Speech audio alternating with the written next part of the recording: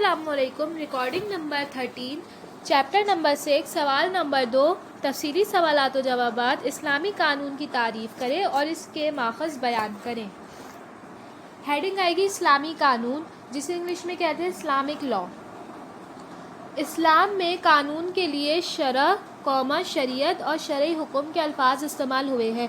इस्लामी रियासत में मुक़्तदिर आला अल्लाह ताला की ज़ात है और अल्लाह ताला का हर हुक्म कानून का दर्जा रखता है। इस तरह एक मुसलमान के लिए पूरी शरीयत मोहम्मदी कानून का दर्जा रखती है। हेडिंग आएगी इस्लामी कानून के माखज़, जिसे इंग्लिश में कहते हैं sources of Islamic law. Quran और सुन्नत इस्लामी कानून की बुनियादी माखज़ हैं, जबकि इज्तिहाद, इज्तिमा, क़ियास, इस्तेहसान, इस्तिलाह, इस्तदलाल और इस्लामी फ़िक़्ह को सानवी माखज़ में शुमार किया जाता है। पॉइंट नंबर 1, कुरान मजीद। कुरान मजीद अल्लाह ताला का वो कलाम है जो बज़रिए वही हज़रत मोहम्मद सल्लल्लाहु अलैहि वसल्लम पर नाजिल हुआ।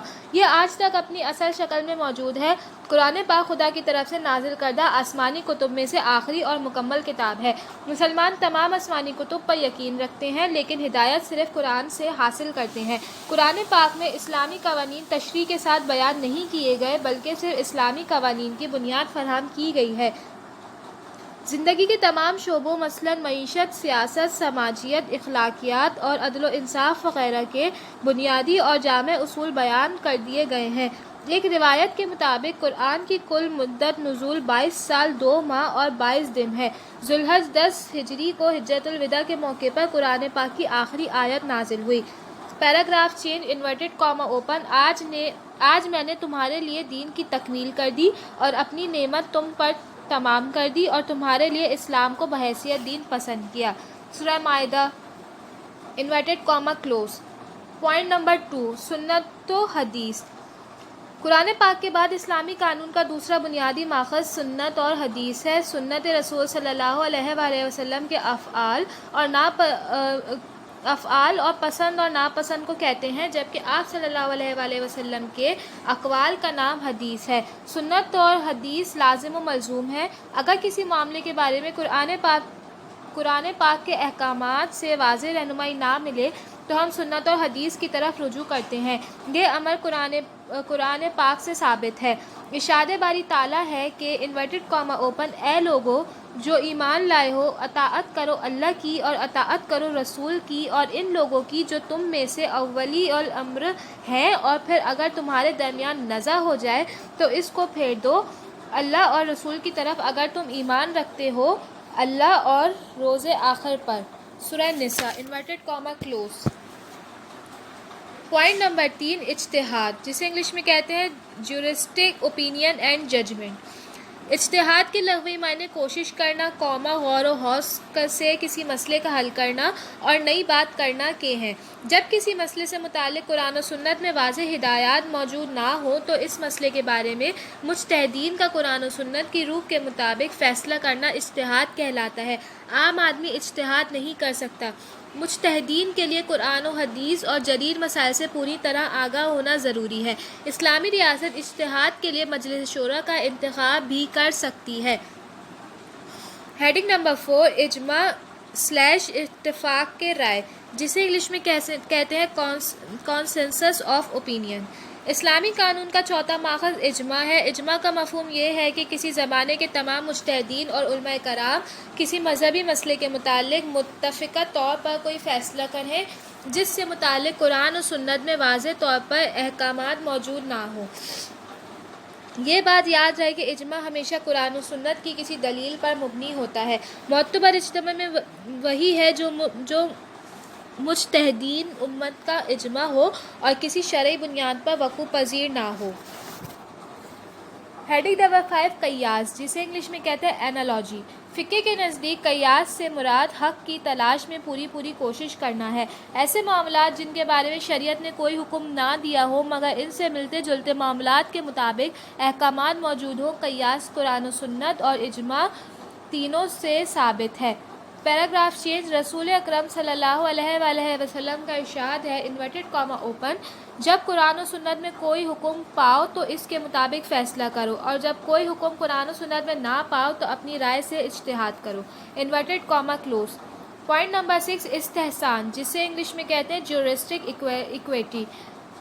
استحسان کے لغوی معنی ترجیح دینا یا دو متبادل چیزوں میں سے کسی ایک کو پسند کرنا ہے۔ اگر فقہ کی رائے میں قیاس سے ثابت شدہ حکم لوگوں کے عام معمول کے خلاف ہے اور اسے نافذ کرنے میں دشواری پیش ہو سکتی ہے، تو ایسے حالات میں مجتہدین کو یہ حق پہنچتا ہے کہ اسے رد کر دیں اور اس کی نسبت ایک ایسا قابل عمل مصنفانہ طریقہ اختیار کریں جو لوگوں کی سہولت کا باعث ہو اور شروع کے منافی بھی نہ ہو۔ امام ابو حنیفہ پہلے مسلمان قانون دان فقہ تھے جنہوں نے استحسان کے بنیادی اصول متعین کیے۔ ہیڈنگ نمبر 7 استصلاح یا مصالح مرسلہ، جسے انگلش میں کہتے ہیں پبلک گڈ۔ ایک دوسرے اہم فقہ امام مالک کا کہنا ہے کہ ایسے معاملات کا فیصلہ کرتے وقت جن پر احادیث مبارکہ نہیں ہیں یا ناکافی ہیں، مفاد عامہ کو فوقیت دینی چاہیے اور معاملے کا فیصلہ اسی طرح کرنا چاہیے کہ زیادہ سے زیادہ لوگوں کو اس کا فائدہ پہنچے۔ ہیڈنگ نمبر 8 استدلال، جسے انگلش میں کہتے ہیں آبجیکٹیو آرگیومنٹیشن۔ امام ابو حنیفہ اور امام مالک کے برعکس امام شافعی بریکٹ میں لکھا جائے گا 4 بڑے فقہ میں سے ایک نے زور دیا ہے کہ اگر کسی اہم معاملے پر حدیث خاموش ہو تو استدلال سے مدد لی جائے، یعنی علماء شرعی دلائل کی روشنی میں فیصلہ کریں۔ ہیڈنگ آئے گی ہیڈنگ نمبر 9 اسلامی فقہ، جسے انگلش میں کہتے ہیں سائنٹیفک کمنٹریز آف اسلامک جورسٹس۔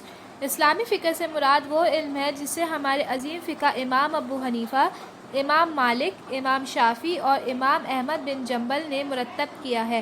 ان چاروں مکاتب فقہ کو ان فقہ کے ناموں سے پہچانا جاتا ہے۔ ان ائمہ کا کاوشوں میں سے ایک ایسا اسلامی ضابطہ قانون تیار ہو گیا ہے جو آنے والے ادوار کے لیے روشنی کا ایک مینارہ ہے۔ پوائنٹ نمبر 10 عرف یا رسم و رواج، جسے انگلش میں کہتے ہیں کسٹمز۔ کسی علاقے میں رائج رسم و رواج بھی اسلامی قانون کا ماخذ بن سکتے ہیں بشرطے کہ یہ رسم و رواج قرآن و حدیث کے بنیادی اصولوں کے منافی نہ ہو، حق اور صداقت اور انصاف پر مبنی ہو۔ سوال نمبر 3 آزادی اور مساوات کا باہمی تعلق بیان کریں۔ ہیڈنگ آئے گی آزادی اور مساوات کا باہمی تعلق، جسے انگلش میں کہیں گے relation between Liberty and equality. آزادی اور مساوات میں اگرچہ بڑا گہرا تعلق ہے، لیکن اس کے باوجود آزادی اور مساوات کے باہمی تعلق کے بارے میں اختلاف رائے پایا جاتا ہے اور مفکرین 2 واضح گروہوں میں بٹے ہوئے ہیں۔ ایک گروہ آزادی اور مساوات کو ایک دوسرے کی ضد قرار دیتا ہے اور دوسرا گروہ لازم و ملزوم بتاتا ہے۔ ہیڈنگ آئے گی آزادی اور مساوات ایک دوسرے کی ضد۔ 2 مشہور مفکرین لارڈ ایکٹن اور ڈی ٹیکویلے کا خیال ہے کہ آزادی اور مساوات ایک دوسرے کی ضد ہیں۔ جہاں آزادی ہوگی وہاں مساوات قائم نہیں ہو سکتی، کیونکہ آزادی کے معنی ہی یہ ہے کہ افراد کو دولت حاصل کرنے کی پوری آزادی حاصل ہو اور ان پر اس بارے میں کسی قسم کی پابندی عائد نہ ہو، اور ایسا ہونے کی صورت میں عدم مساوات کا ہونا ناگزیر ہے۔ دولت چند ہاتھوں میں آ جائے گی اور اکثریت مفلس ہو کر رہ جائے گی، لیکن یہ خیال صحیح نہیں ہے۔ نیکسٹ ہیڈنگ آزادی اور مساوات ایک دوسرے کے لیے لازم و ملزوم۔ پروفیسر لاسکی، آر ایچ ٹاؤم نے اور جی ڈی ایچ کول کے مطابق آزادی اور مساوات ایک دوسرے کے لیے لازم و ملزوم ہیں۔ آزادی اس وقت تک بے معنی چیز ہے جب تک اس کی بنیاد مساوات پر قائم نہ ہوگی۔